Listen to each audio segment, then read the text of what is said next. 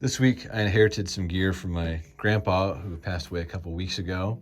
He was a drummer, guitar player, harmonica player, all-around musician, and great dude.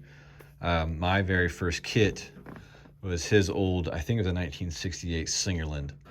I have no idea what has happened to that kit since, and I wish I could get it back. But got some really cool things this week. First here are these Zildjian hi-hats. They're New Beats. You can sort of see the top ink right there for it. And then this really faint kind of hammering for the badge. For me, it's kind of looking like it's 1970 era. I actually had two pairs of these. And one of the guides I saw was looking at the ink stamps, and if they're straight like that, that puts that around the 1970s.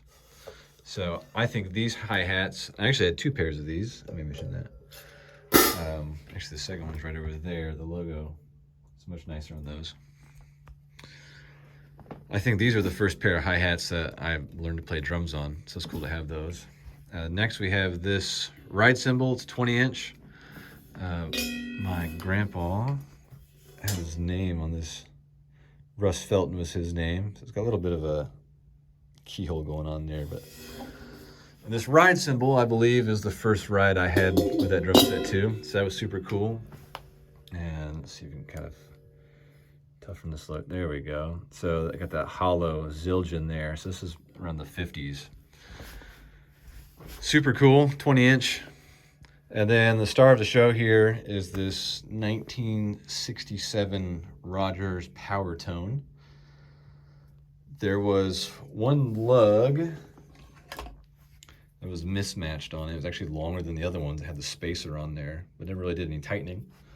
So I replaced a lug on there. The muffler works just fine. I have it unmuffled right now, and I just have this dot on the top there. Head was already on it. The bottom got the original snares and original bottom head. You can see one of the wires is kind of wacky on it. This is chrome over brass. And the badge is right there. Dayton, Ohio. Super cool. I've always wanted a chrome over brass snare. I'm not a big vintage gear person, but I love brass snares, and just did some minimal tuning on the top and bottom. And I mean, this is in fantastic condition. I mean, it just sounded so good off the bat. Before I forget, using the Sennheiser 604 on top. Just using the Personas little 4-channel here. Using overhead right here. This is the Shure PGA 181, I think, and there's another one over there as a room mic. And then using, this is the Shure PGA Studio kit pack, so I got that same kick mic down for that too. I'll start off the clip not having any EQ or anything on it, and then make a note when it switches over to having a little bit of work done to it.